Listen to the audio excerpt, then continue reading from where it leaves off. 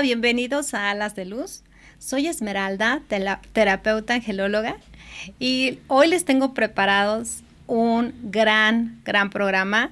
Tengo una gran invitada. Hola, Sácil. Hola, Esmeralda. Bueno, para ponerlos en contexto, Sácil es mi hermana mayor y el programa que hoy les tengo preparado es mostrar parte de lo que hacía mi mamá y cómo fue que yo desde pequeña fue como soy, ¿no? Esta percepción y esta conexión con los ángeles y esta conexión también con toda la vida espiritual. Hola, Sácil. Hola, Esmeralda. Mucho gusto de estar aquí. Bueno, Sácil, ¿nos puedes contar algo respecto a tu mamá? Bueno, lo vamos a poner como tu mamá. Sabemos que es nuestra mamá. Bueno, para empezar, cuando nos conocen, a Esmeralda y a mí siempre dicen que no somos hermanas completas. Sí somos hermanas completas, mamá y papá igual. Somos el mismo, sí. Mamá y papá. Entonces, nada más que hay una diferencia de muchos años entre una y otra. Para mí, la cuestión de mi mamá, yo lo veía muy normal desde niña. Desde que nací yo veía que mi mamá hacía cosas, curaba gente, curaba niños, hacía muchas cosas que para mí era normal. Yo pensé que todas las mamás de todo el mundo hacían lo mismo. Ajá. Entonces, cuando yo me di cuenta, ya era en la secundaria, que tuve un trabajo por equipo, las compañeras fueron a mi casa. Ajá. Y se dieron cuenta que mi mamá curaba y me decían, ¿tu mamá cobra por curar? Y yo le digo, no, ¿por qué? Es normal. Mi mamá percibía cosas que pues para los demás no era común. Pero para mí era normal, nos decía va a pasar esto y pasaba y yo decía, pues mi mamá ya sabía. Esas cosas, esa parte de vivirlo, yo como persona más adulta, ajá, en el aspecto de que, pues mi mamá no tenía mucha experiencia con nosotros de hijos, yo soy la segunda, pues como que para ella era normal. Mi papá también, ajá, lo veía como normalizado. Cuando ya hubo cosas que ya estando más grandes, uh-huh, yo era muy incrédula con mi mamá. Ok. ¿Y por qué eras incrédula con ella? Porque como lo veía tan normal, no creía que hiciera nada extraordinario. Era algo nada ordinario porque para sí, nosotros vivíamos cotidianamente, entonces se volvía ordinario. Bueno, para ponerlos en contexto, mi mamá mostraba las capacidades, la habilidad que ella tenía desde que tenía aproximadamente 6 meses de nacida, uh-huh, más o menos. Sí. Y muchas anécdotas, porque a nosotros, mi abuelita, la mamá de mi mamá, nos contaba muchas cosas, que muchas cosas de esas están en el libro, en tu libro. Algunas cosas que nos contaba mi abuelita y mi mamá decía, ay no, pero eso es normal, eso también ella lo hacía. Una de normal, las cosas, ¿no?, que hacía más ella era normalizarlo con nosotros, para sí, que, porque ella nunca decía nunca hago nada. No, ella cierto. Nunca dijo que curaba. ¿Qué tipo de cosas específicamente hacía? Bueno, mira, cuando yo iba a la primaria, cuando me di cuenta yo que ella hacía ese tipo de cosas era porque le llevaban en casa, la casa estaba en medio y atravesando la calle había un médico muy prestigiado, del otro lado había, uh-huh, otro médico, uh-huh, también, y era a mi mamá quien le llevaran, por ejemplo, los niños muriéndose, así ya la llevaban y le decían, a ver, doña Laya, cúrelo, uh-huh, hágale algo, y ya mi mamá lo limpiaba. Mi mamá curaba con las manos, para empezar. Uh-huh. Sus manos siempre estaban súper calientes. Sí, claro. Sí, lo te recuerdo. Te uh-huh, quemaban. A mí me tocaba a mi mamá y le decía, ay, mami, quítame tu mano porque me quema. Uh-huh. Esa parte de tanta energía que tenía era que tenía que sacarla. Y con los niños era con quien más ella hacía cosas. Lo mostraba. Una ocasión, cuando yo ya vivía aquí en México, yo tendría 18 años aproximadamente, uh-huh, fui de vacaciones allá, yo aquí estaba estudiando y me fui de vacaciones, Y estábamos en casa, llegó una persona y me dice, salí yo, me dice, quiero hablar con tu mamá. Mi mamá tenía una estética pequeña en casa, entonces yo pensé que era para cortar el pelo y hacerle algo, ¿no? Total que sale mi mamá y le dice, ¿qué pasó? No, pues es que traigo a mi hija porque mire cómo viene, trae una bola así en el cuello, como una bola de golf, así grandota, boluda, de todos los colores. Estaba verde, azul, amarilla y todo. Y dice, es que ya voy al médico a que me la opere el médico de al lado. Que me la opere porque ya la habían programado. No se le quita, ya tiene una semana, no come y tiene mucha temperatura. Ajá. Y mi mamá, en lo que todavía yo le hablo por teléfono, le hablo y le digo, mami, ven. Y me dice, ¿qué? Le digo, tú no te metas en problemas. Si ya la van a operar, déjala que la operen. Que le hagan lo que le tengan que hacer el médico y ya el médico sabe lo que... Mi mamá, oídos sordos, no me hizo caso. Se fue con la niña, la sentó y sentó a la mamá, y la mamá y mi mamá platicando, no, pues que mire que de dónde es, y mi mamá tallándole con la mano aquí, cuando de repente le dice a mi mamá, ¿sabe qué, maestra, una maestra, le dice, ¿sabe qué, maestra? Ya lléveselo, ¿por qué? Ahorita llegando a su casa va a comer, dele un caldito de pollo, va a comer, va todo, y tráigame la mañana. Total, se la llevó una semana y se le quitó esa bolota que tenía, pero a mí me daba hasta asco ver la bola. ¿Y ella cobraba? No, mi mamá nunca cobró por eso. Mi mamá era, ni siquiera a veces había gente tan pobre que nunca le daba nada más las gracias. Cuando una de las cosas que mi mamá tenía mucho para dar. O sea, ella daba mucho. Esa es una enseñanza que ella nos compartió mucho. Y entonces, bueno, para ponerlos en contexto, mamá lo que hacía era que ella a los 6 meses enfermaba y sanaba. Sí, porque ella era cuata, le decían allá en el pueblo, cuata porque nació con un niño, pero al nacer ella, a las pocas horas falleció su hermano. Entonces la gente decía que todos los poderes de su hermano se le habían pasado también a ella, y ella ya tenía poderes. Además, aquí hay una situación de que su mamá y su papá de mi mamá no creían todo lo que ella hacía, porque ellos eran demasiado católicos. Mi abuelo era sacristán de una iglesia, y mi abuela pues era súper católica, o sea, ellos no creían en ese tipo de cosas. Ok, y cuando ella, por ejemplo, enfermaba muy fuerte.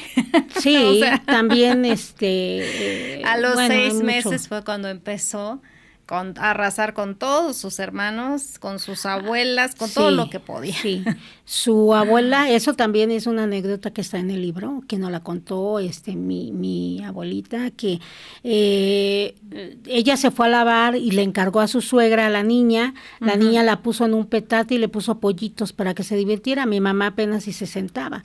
Entonces los pollitos le empezaron a picar sus piernitas, y veía que pasaba, ella quería que la cargaran, y veía que pasara su abuela y se reía y no la cargaba.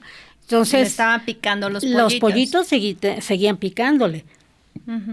Hubo un momento en que ella ya lloró tanto y la tuvieron que cargar, pero ya no ella. Llegó otra persona y la cargó. Cuando a la hora, yo creo, ya estaba bien mala la abuelita, bien súper mala, le salieron unas bolas en los brazos que nadie se los podía quitar. Y mi abuelo, todo el mundo le dijo, no, pues es que es eso, tiene echa bolas, la niña echa bolas y que lo cure. Y dice mi abuelita que le extendía a mi abuelito las manos a mi mamá para que curara a su abuela, y en lugar de curarla, ella agarraba y la rasguñaba y cerraba la mano y lo rasguñaba. Total que con no sé, ya a mediodía ya estaba ella curada, pero porque mi mamá la había curado con con mucho coraje, porque tenía un coraje. Mi mamá le echaba bolas a todo mundo, porque también a su mamá le echaba bolas, y decía a mi mamá que eran de amor. Pero enfermaba Porque hasta a sus nietos. sí, a todo mundo. Hay una anécdota que esa fue reciente. Mi sobrino tenía como unos 5 años, Cuando llegó mi de mamá visita. estaba muy enferma. Mi mamá ya estaba muy, muy enferma.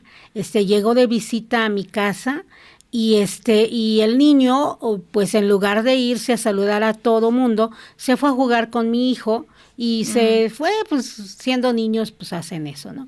Entonces, mi mamá, bien así sentida, con mucho sentimiento, le dice a mi hermano, oye, tu hijo no me saludó, se pasó derecho.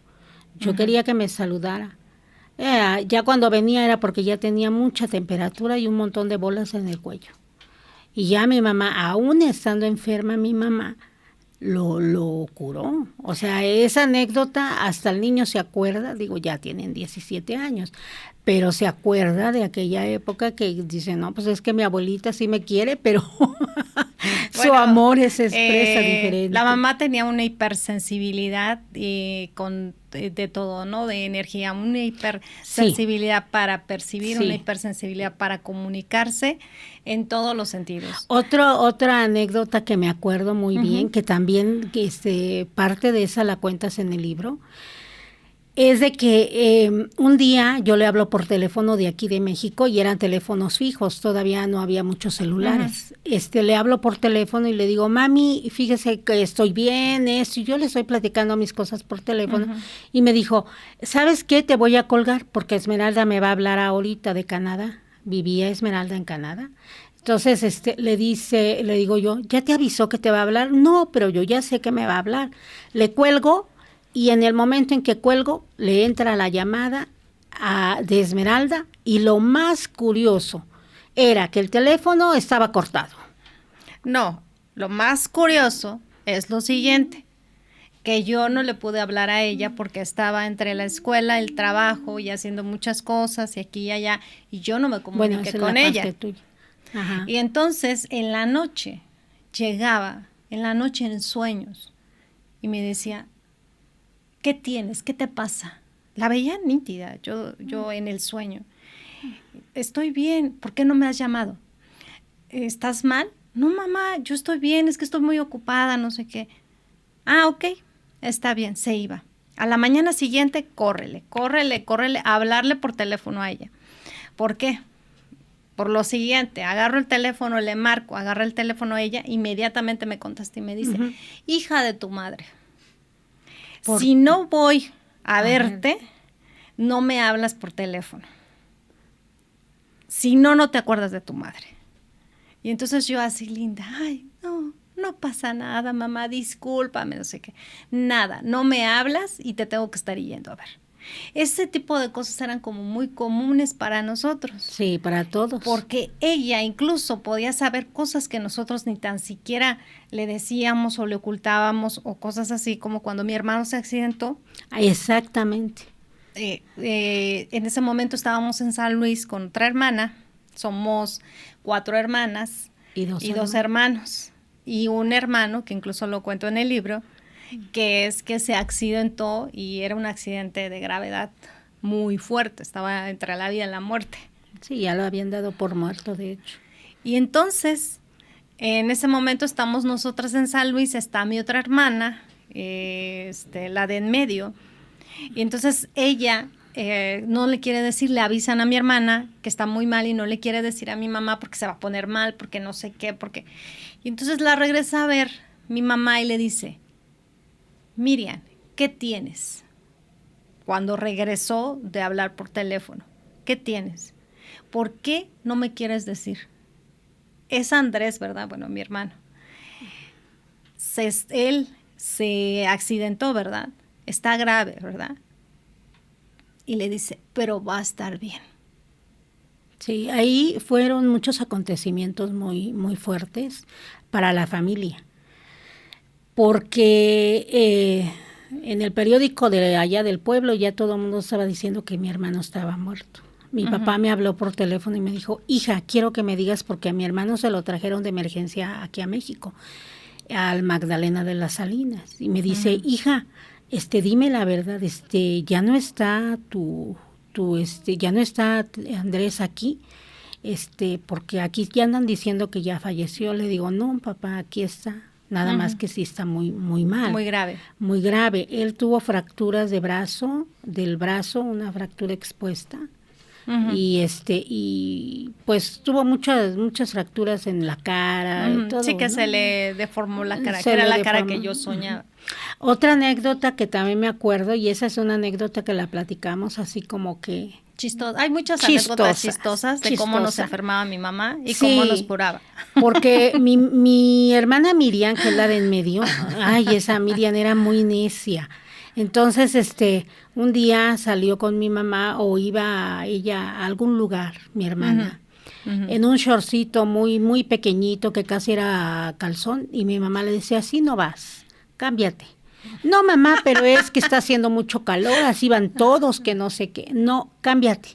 No, pero es que mamá, yo que no sé qué, ya estaba grande mi hermana. Entonces, le dice mi mamá, no, te vas a cambiar. ¿15 no, años? Como 15, 16, algo así.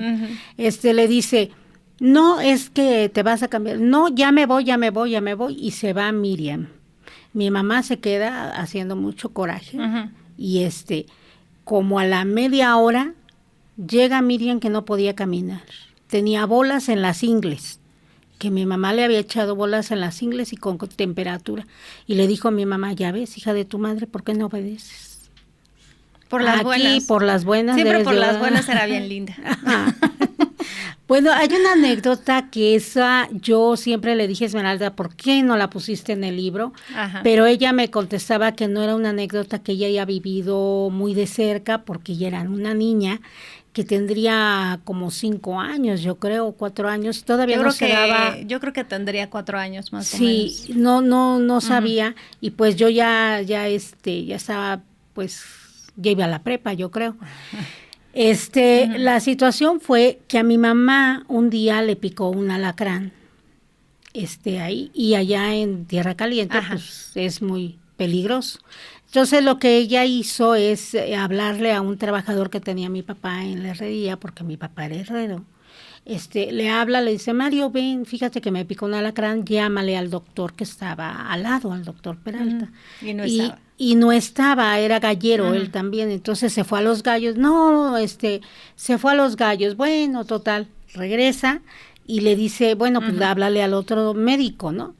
Ya le habla al otro médico, de urgencia. Sí, de urgencia. Tienen la costumbre de que se tienden un petate en el piso y se acuestan porque dice que en una cama el alacrán les hace más. Esa es la costumbre, la creencia popular. Entonces, mi mamá lo hizo, se acostó en un petate y todo, y le habla a mi hermano, andaba uno de mis hermanos, el mayor, y le dice, Temo, llévale de comer a tu abuelita, y le dices a mi hermano, vivía un hermano de mi mamá con mi abuelita, le dices que me picó un alacrán, pero no le digas a tu abuelita para que no se espante.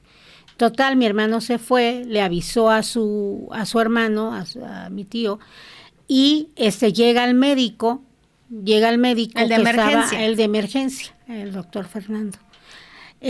Y dice, ¿sabe qué? Le voy a poner la antialacrán, que no sé qué, y en el momento en que el doctor está preparando toda la medicina y todo, mi mamá le dice, ¿sí es antialacrán? No, sí, es el antialacrán. Se la inyecta y le dice, no, doctor, en el momento en que la estaba inyectando, esto no es lo que usted me dijo que era, y se le empuja la aguja y se la saca mi mamá. Entonces el doctor se enojó y le dijo, no, pues usted no quiere que la cure, no quiere que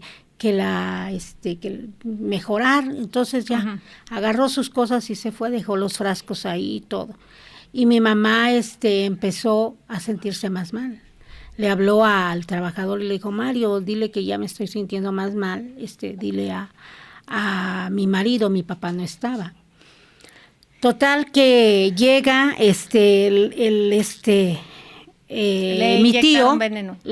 Sí, era un cóctel, el doctor después le dijo que le había inyectado un cóctel de venenos para mitigar el otro veneno que tenía del alacrán. Llegó mi tío y ve a mi mamá que se estaba muriendo, ya estaba toda morada, bueno, le dio masaje, le dio rehabilitación, sabía un poco de medicina naturista y todo. Total, que la revivió. Llegó después el otro doctor, al que habían llamado primero, y ya vieron que la medicina pues no era la adecuada. Pero finalmente mi mamá, bueno, pues le hizo el alacrán y toda la cosa. A lo que voy es, esto siempre me ha dejado a mí una experiencia muy, muy grande, porque después de algunos años, el doctor tuvo una niña que se le enfermó muy feo, se llamaba Paloma, y se enfermó muy, muy feo.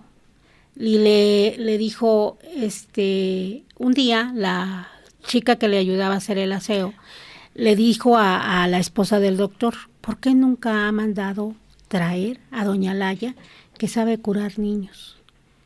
A ver, vete a traerla. Fueron por mi mamá y mi mamá la revisó y le dijo, Berta, tu hija está dañada, le hicieron mucho daño.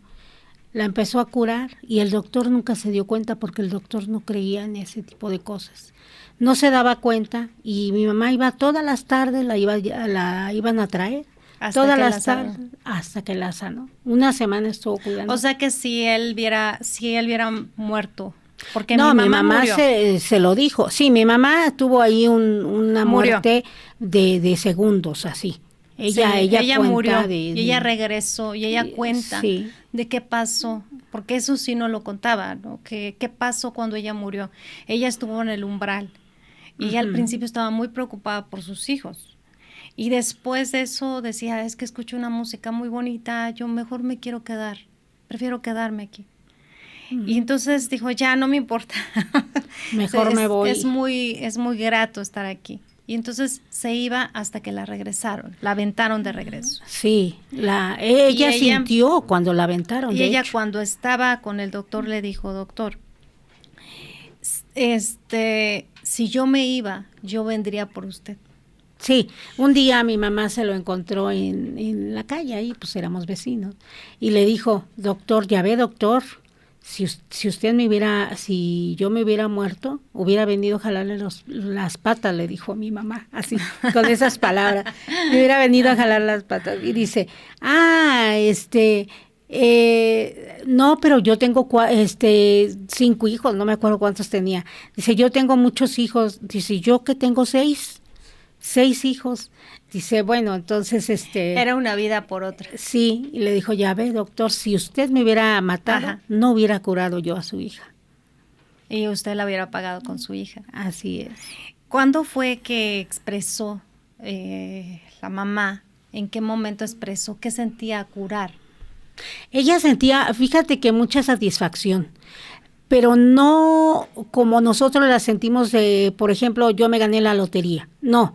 La satisfacción para ella era por dentro, o sea, era más interna. Era algo que ella ya traía, lo tenía que hacer. Esa era su parte de su destino.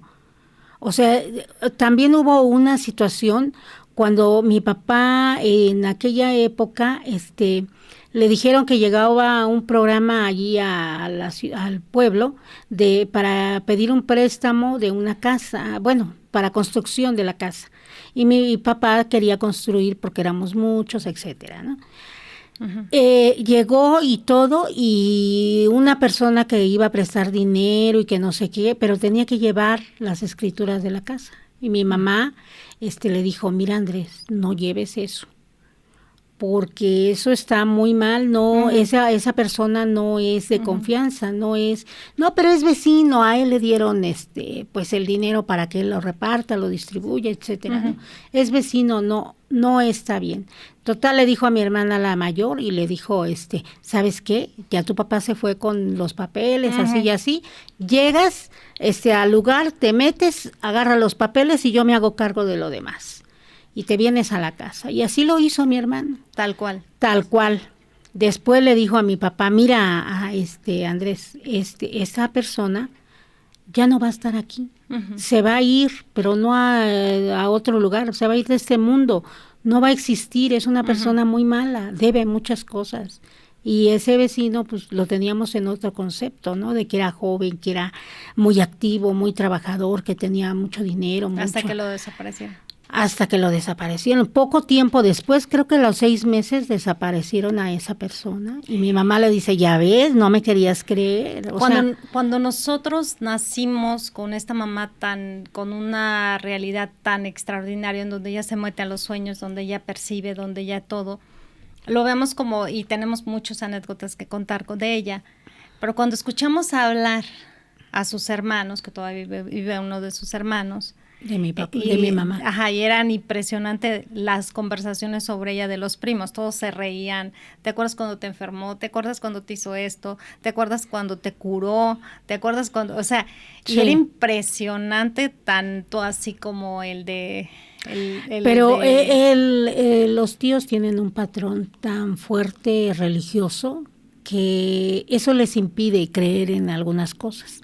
Sin embargo, lo vivieron y lo vieron y lo palparon, porque hubo enfermedades que mi mamá les hacía, o sea, cosas así de que les daba temperatura, les daba esto, o sea, muchas cosas. Y pues lo vivieron. Y todo el mundo la quería mucho y la tenía que tratar bien. No, eso sí, ella y mi mamá, como mamá de 6 hijos, era muy cariñosa. Extremadamente amorosa. Muchísimo. ¿Y qué significa para ti haber crecido y haber tenido una mamá tan especial, tan diferente? Pues mira, cuando yo era niña no me daba cuenta de cómo era la situación. O sea, yo veía, pues así, sí quiero a mi mamá, etcétera, ¿no? Pero ahora ya de más grande, de más adulta, y ahorita que nos hace mucha falta, que ya no está, pues obviamente que la extrañamos mucho, independientemente de todo. Hay situaciones, había cosas que yo le contaba a mi mamá que no se las contaba a nadie, y que mi mamá me ayudaba a resolverlas. Y era una cuestión, no era de que decía, a ver, haz esto, no, era de que ella lo hacía con la percepción que ella tenía. O sea, no era de que me decía, a ver, soluciónala con dinero, con un papelito, no. Ella decía, no, hija, yo te voy a ayudar. Si yo andaba pidiendo que me dieran, por ejemplo, cuando entré a trabajar a la SEP, yo todavía tardó mucho tiempo para salir mi plaza, años, o sea, como fácil 2 años. Me dice, no, hija, va a salir tal fecha, y salió exactamente la fecha que me dijo ella. O sea, me decía, yo ya estaba bien desanimada, hasta me quería ir a vivir otra vez allá, regresarme al pueblo. Dice, no, hija, tú tienes muchas cosas que hacer allá, tal fecha va a salir, y salió. Y estuve 2 años dando clases en el Estado de México, cubriendo interinatos. Y yo le decía, ay mami, pero me levanto a las 4 de la mañana. Hija, pero te ayuda. No te va a pasar nada. Nunca me pasó nada. Y eran las 4 de la mañana en el Estado de México, no había metro. Bueno, era autobús. En alguna ocasión cuando yo viajé a Europa, que yo me quedé sola, yo iba contigo. Sí, nos fuimos a Italia. Nos fuimos a Italia un mes, pero yo me regresé después de ti. Una semana después de ti. Entonces me quedo una semana, ¿no? Y en esa semana, de repente yo estaba en Roma, pero iba para Tivoli. Tivoli tiene mucha fama de que tiene unos jardines muy bonitos, etcétera.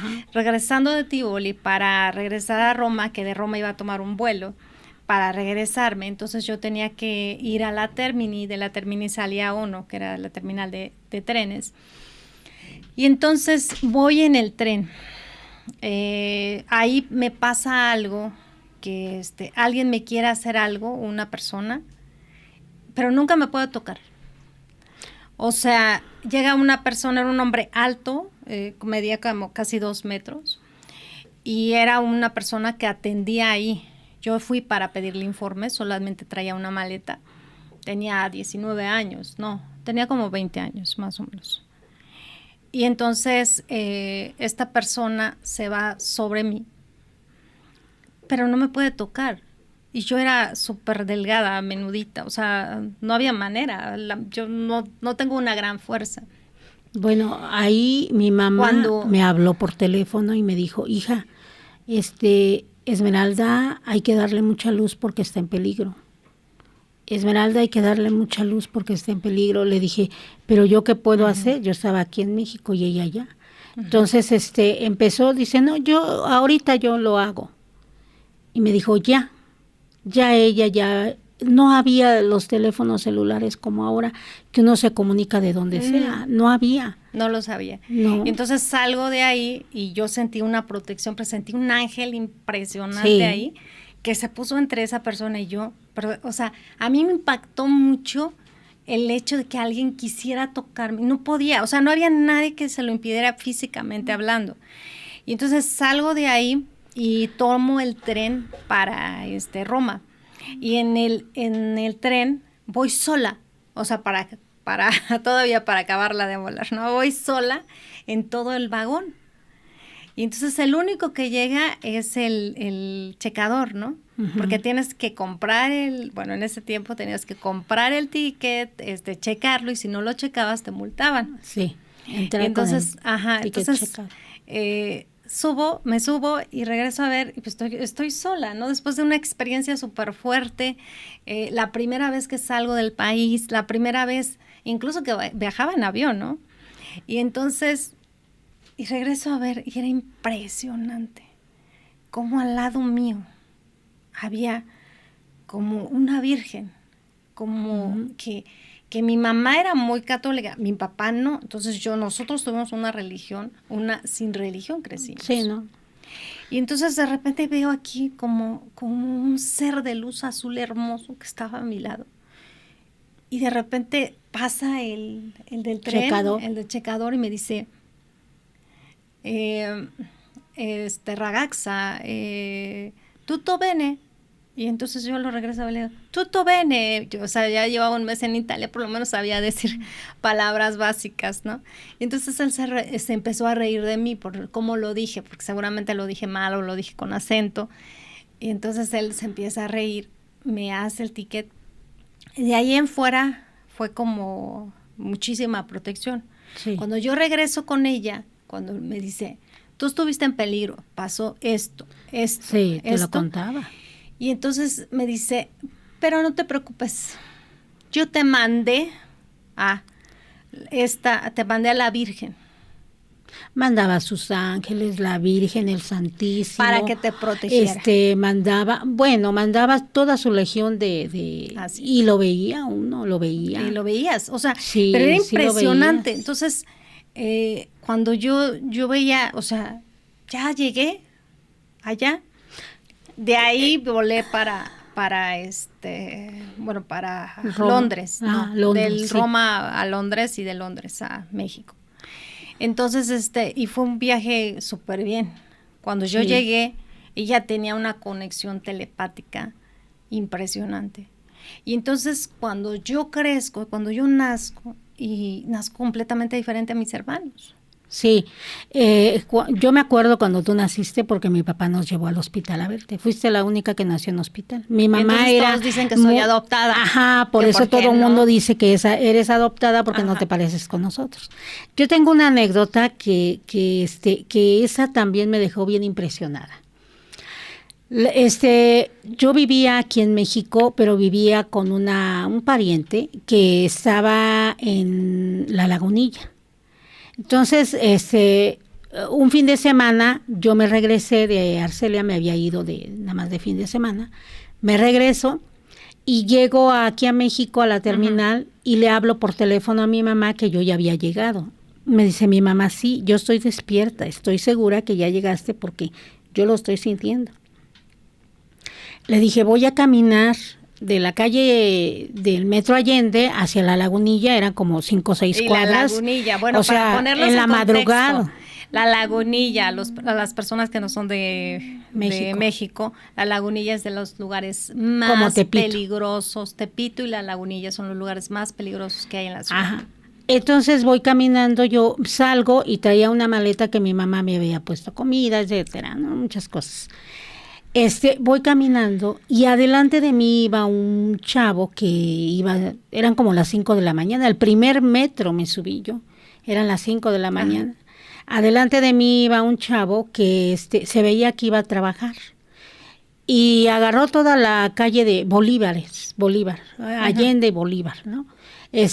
Toda la calle hacia la Lagunilla, iba delante de mí como 2 pasos, cuando de repente hay un callejón que se llama, ya no me acuerdo cómo, Lazarín del Toro o algo así se llama, de ahí salieron niños como de 12 años, como 5 niños, le caen encima al muchacho, le quitaron todo, y yo iba atrás con mi bolsa. ¿Como una pandilla? Como una pandilla. Ajá. Le quitaron todo hasta los zapatos. Y lo dejaron así nada más con el pantalón y la camisa, y todo, en aquella pues no había celulares todavía, pero le quitaron dinero, le quitaron cartera, todo. Y yo dije, yo iba atrás, con mi bolsa bien pesada, que con trabajos caminaba 2, 3 pasos y bajaba la bolsa a descansarla. Dije, yo ahorita me van a quitar todo y más con la bolsa. Pasé en medio de ellos y no me vieron. Llegué a la casa de mi madrina y le dije, madrina, le tengo que hablar a mi mamá porque ya llegué. Pues eran teléfonos fijos. Le hablo a mi mamá y me dice, sí, hija, yo te acompañé todo el camino. Todo el camino te acompañé. Hacía eso. Del Ella metro. hacía eso. Ay, Dios mío, pero yo, hasta la fecha esa parte, yo no me la puedo creer, porque yo digo, ¿cómo pasé en medio de la banda de chamaquitos que le habían quitado, y todos entretenidos viendo lo que le habían quitado al muchacho? Pero no me vieron. No te vieron porque ella generaba una energía que generaba una protección. Sí. Cuando yo era, mis hermanas, bueno, las otras 3 hablaban más, eran muy empoderadas, etcétera. Yo era la menor. Y entonces yo era una niña extremadamente retraída. Y callada. Extremadamente diferente, que vivía en su mundo desde que nací.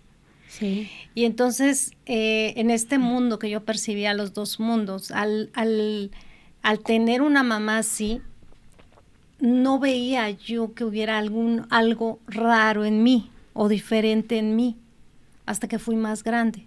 Sí, pero había una cosa curiosa contigo, porque desde niña, por ejemplo, en Navidad decías, vamos a hacer este ritual.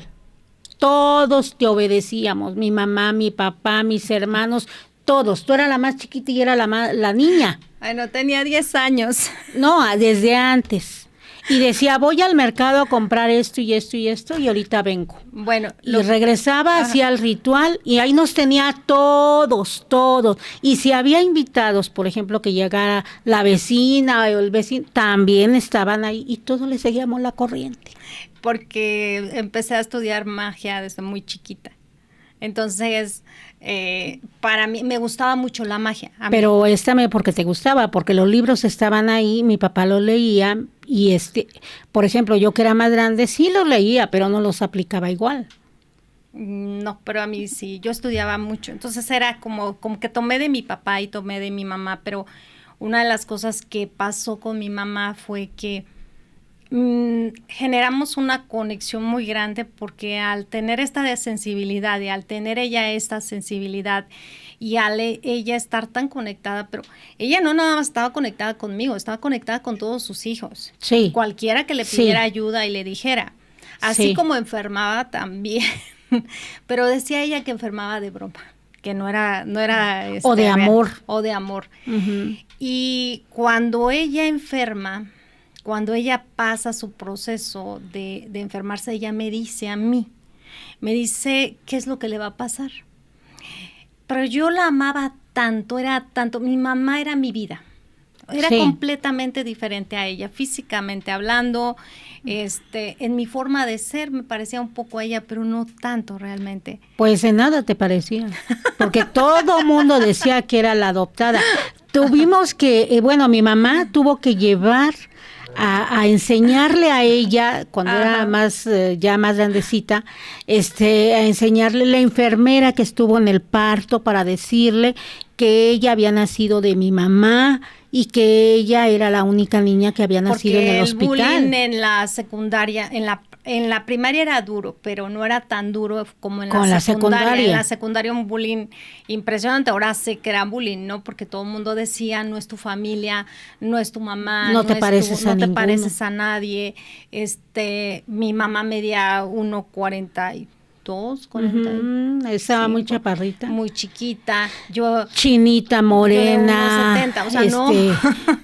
Rasgos diferentes a los tuyos. Exacto. Entonces, no, o sea, hasta dudaban de si era hija de mi papá. Entonces el bullying era muy grande, tan grande que yo entré en una confusión, era adolescente, y dije, realmente soy su hija, porque hasta mi mejor amiga un día se me acercó y me dijo, pues tal vez no sean tus papás. Y entonces yo así de, o sea, ¿cómo me dicen eso? O sea, claro que son mis papás porque siempre me trataron igual que a todos. Nunca y hubo todavía más diferencia. Todavía más porque era la más pequeña. Todos te protegían, todos los hermanos te protegían. Entonces, incluso hasta en algún momento sobreprotegida porque pues era diferente a los demás en cuanto a todo, en cuanto a percepción del mundo, en cuanto a todo. Cuando mi mamá enferma, tenía 2 años que había muerto mi papá, que habíamos pasado 3 años. 3 años que había muerto mi papá y que habíamos pasado por un proceso muy duro como familia. Cuando mi mamá enferma, se me acerca a mí y me dice, voy a ir al hospital y en el hospital voy a morir, no voy a salir viva de ahí.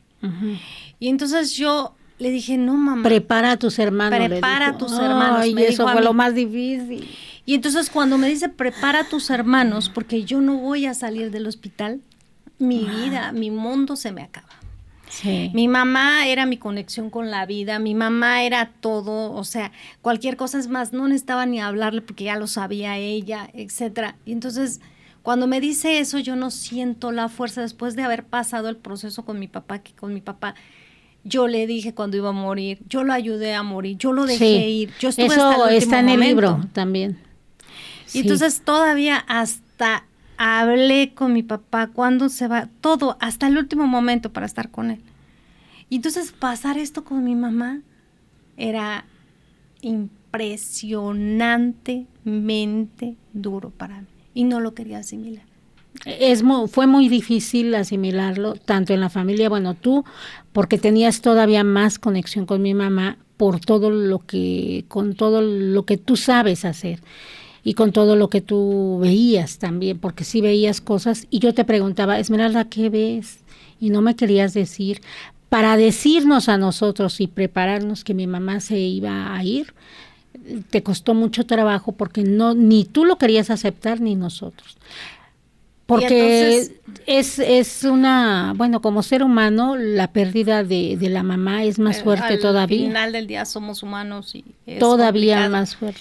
Cuando llega acá a la Ciudad de México ella, y yo la traigo, yo no me le despego, y entonces llega y ella entra en el último, o sea, la metemos al hospital, y ella entra como si estuviera en coma. Sí, la pusieron en coma porque no podía respirar bien. Y entonces, como no podía estar, tenía tubos en todos lados, ¿no? Y cuando ella por fin abre los ojos, pero aquí hay algo que para mí es un poco complicado y que todo el mundo dice la telepatía es muy buena, no sé qué. Pero a veces es como complicado porque en el caso con mi mamá era conmigo, con la que se comunicaba, telepáticamente. Sí, telepáticamente. Y entonces todo lo Todas que ella las necesidades de mi mamá que tenía en ese momento, hasta de acercarle una silla para que ella se sentara, se lo decía telepáticamente. Y entonces cuando yo estoy todo el tiempo día y noche y día ahí. Sí, y que hasta el 15 de septiembre ahí viendo los cohetes de la ventana del hospital estabas tú. Y entonces ahí. Es que no nos dejabas también que nosotros estuviéramos. Y entonces llega, entro en shock y de repente yo tengo que bajar a comer porque ni tan siquiera quería comer porque estaba noche y día ahí. Y entonces llega un ser de luz, un ángel, y me dice, oye, no estás dejando aprender a tus hermanos. Tienes que dejarlos que ellos también hagan algo por ella. Pero cuando les hablamos a los hermanos, antes de eso, cuando les hablamos a los hermanos, tú estabas ahí, les hablamos a todos, y entonces resultó que entre los 6 hermanos que somos, solo estaba yo y tú tenías trabajo, sí, y ibas al trabajo, y todos los demás tenían algo más importante que hacer. Sí. Y entonces se me acerca un ángel y me dice, no, también esto, permitirles a los demás que hagan parte de su responsabilidad es dejarlos crecer. Dije, pero yo nunca me lo perdonaría si a mi mamá le pasa algo y yo me voy, que me iba a ir en un viaje que ya lo tenía planeado desde a Cancún. Hace mucho tiempo, a Cancún. Si yo me voy y se muere en el viaje, yo nunca me lo voy a perdonar. Y entonces me dicen, no le va a pasar nada. Y entonces me acerco a ti y me dices tú, vete. Porque resulta a mí de también que me costó trabajo decirte vete, porque yo trabajaba todo el día. O sea, era desde las 7 de la mañana hasta las 8 de la noche trabajaba. Y muchas veces... Y no iban a venir mis hermanos. Y no iban a venir todos los hermanos, así como para decir, vamos a cuidarla, ¿no? Entonces, cuando ella, yo te dije a ti, trae a tus hermanos, porque ahorita... ya me voy. Ya me voy. Y no es justo, ha sido una mamá súper amorosa. Con todos. Y no merece esto, ¿no? Y entonces, mágicamente... Todos llegaron. Ajá, llegaron todos los hermanos. Con sus Llegó familias. hasta la hija postiza que tiene una hija postiza. Llegaron todos. O sea, no faltó nadie. Hasta se peleaban por estar ahí. Entonces yo me di cuenta que yo estaba haciendo un obstáculo. Sin embargo, después de algunos días, ella sigue... pone en una pizarra, por letras, porque no podía mover nada, y entonces por letras le ponen en una pizarra y dice, quiero a Esmeralda. Sí, ella siempre su palabra era Esmeralda. A mí me tocó una vez, de las últimas veces que estuve con ella, Ajá. en el hospital, estaba ella acostada y de alguna manera con mi cerebro muy duro se empezó a comunicar conmigo. Y me decía que veía a su mamá, a su papá, a mi papá y a mucha familia de ella. Ajá. Que ella quería mucho, que la veía. Yo me paré porque estaba sentada en la Ajá. silla. Mi mamá no hablaba, ni me lo dijo por nada más que por la mente. Y le dije, mami, aquí no hay nadie, solamente estamos usted y yo. Sí. Y me dice, no. Yo estoy viendo, mira, ahí está tu papá, ahí Ajá. está. Sí, ella veía a todos porque sus ella estaba familiares. muy conectada. Y entonces, bueno, ya la cuestión es de que después de días ella me dice, quiero hablar con Esmeralda. Ay, sí.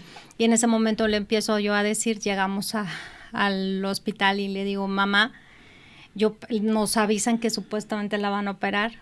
Yo no hubiera tenido el valor de hacer esto, de estar consciente de las palabras que yo estaba diciendo. Pero entonces yo le digo, mamá, vas a estar en un lugar de mucha luz, te voy a preparar para eso. ¿Tú estabas ahí? Sí, yo estaba ahí. Yo llegué en ese momento. Mamá, Los Ángeles, la luz te va a cuidar, vas a estar bien. Va a ser un camino de luz. Va a ser un camino de luz. Nos vamos a tener una señal. Nosotros teníamos una señal que era tocarnos la mano sin tocarnos. Tocarnos la mano sin tocarnos. Y entonces... entonces ella, hicimos la prueba con ella. Y se sentía su mano caliente. Y entonces dije, ok, mamá, ya tenemos nuestro aviso. ¿Cómo nos vamos a comunicar? Nos salimos en ese momento, entra la enfermera. Mi mamá no lo había dicho. Me voy a morir con una inyección. Sí, ella siempre lo dijo, toda su vida. Y así fue. Llegó a la enfermera, le pone una inyección y mi mamá, sin darnos cuenta, nosotros nos vamos y ella muere. Pero ella espera que nadie esté, ¿no? Sí. Y entonces ya, cuando pasa todo esto, ella está al lado mío y se está comunicando conmigo.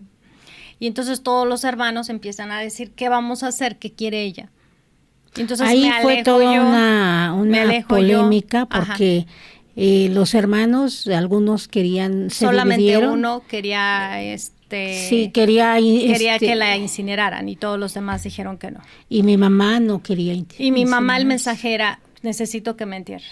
Entonces, bueno, de ahí fue que ella se empezó a comunicar conmigo todo el tiempo que vamos a hacer y pasaron cosas extraordinarias, al punto que, bueno, ella todo como si todo lo hubiera arreglado antes de irse y lo hubiera dejado así clarito, tanto con nuestra familia, tanto con sus hermanos y con su familia, con sus primos, con todo, porque ella era muy querida por todos. Y entonces quedamos en esta conexión con ella en cuanto a la mano. Ella me tocaba la mano y era una señal. Si ella estuviera aquí, ¿cuál crees que sería? ¿Qué crees que nos diría con lo que estamos haciendo? Se iba a alegrar, porque ella no era tan cerrada. Ella iba a estar muy contenta con lo que tú estás haciendo, con el libro, por ejemplo. Me impulsó ella. Por ella hago lo que hago. Uh-huh.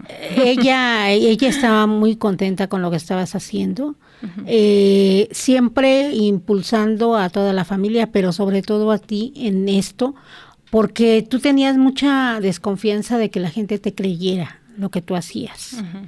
Y mi mamá siempre dijo, no, pues es que es algo natural, o sea, si tú ya lo traes igual que yo. Siempre ha sido así. Siempre fue como yo siento que ahorita, en esta uh-huh. época que estamos viviendo, ella iba a disfrutar tanto la familia, los nietos, todo, iba a disfrutar tanto estar contigo, porque tú eras la que más tenías conexión con ella en ese aspecto. El amor lo tenía para todos. Uh-huh. Pero contigo era con la conexión más grande que tenía. Entonces, estoy segurísima que iba a estar súper contenta y que donde quiera que esté, ella se comunica contigo, bueno, de todas maneras. Seguramente está aquí, porque estamos hablando, llamándola. Pero, ¿sientes la protección de ella? Sí, siempre. Yo he pedido algunas veces que ella se me presentara y la he visto en sueños, pero ella me dice, hija, yo no te quiero causar miedo, porque yo no vengo a hacerte daño. Esa es una parte que a veces yo ya ni la platico, porque yo digo, ay, son cosas mías, y me gusta guardar ese tesoro de que ella vino y de que ella me dijo eso, ¿no? Constantemente ella, sobre todo cuando daba terapias presenciales, constantemente ella estaba presente para ayudarme a trabajar. Ella fue el impulsor más fuerte para dedicarme a dar terapias. Ella me decía, es que yo ya vi que va a pasar esto. Y constantemente siento su protección y su presencia de ella.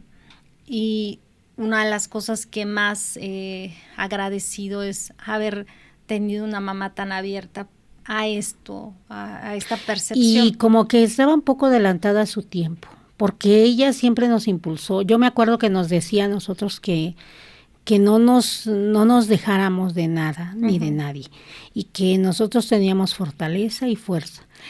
Pero en el aspecto, pues ya más de todo lo que ella hacía, de todas las cosas que ella hacía, pues yo creo que ella también nos quería enseñar, nos quería que nosotros hiciéramos algo con la vida, que no fuera nada más hacer económico, que no fuera nada más económico. La parte laboral. La parte de todo, por dentro, ¿no? Espiritual, crecer uh-huh. espiritualmente. Sí, la mamá de mi mamá la detuvo mucho por la parte religiosa y por el miedo a sus habilidades, porque eran muy fuertes. Sí. Bueno. Sácil fue grandioso. Hay muchas plática. Anécdotas. Tenemos todavía más plática. Muchas anécdotas. Mucho que contarles. Y cuando nos juntamos todos los favor. Hermanos. No, bueno. Es que lo que pasa es de que mi mamá era muy similar a mí en muchas cosas, pero había otras cosas diferentes, ¿no? Es un linaje que viene ahí, que hacíamos diferentes. Sin embargo, la telepatía, la hipersensibilidad, la sanación, etcétera, era como muy similar. Bueno, Sácil, vamos a agradecer. Muchísimas gracias por abrirnos tu corazón y por compartirnos parte de tu vida, parte de tu familia, por venir aquí y de todo corazón. Muchísimas gracias. No, pues con gusto. Hablando de una la persona señora extraordinaria. Ok, muchísimas gracias. Bueno, tenemos nuestro link, es Alas de Luz Esmeralda en Instagram. Los invito a YouTube, por favor, pónganle me gusta y suscríbanse. Lean el libro. Los invito al libro, conozcan el libro. Cualquier cosa e información sobre el libro pueden ponernos aquí en YouTube o en WhatsApp también.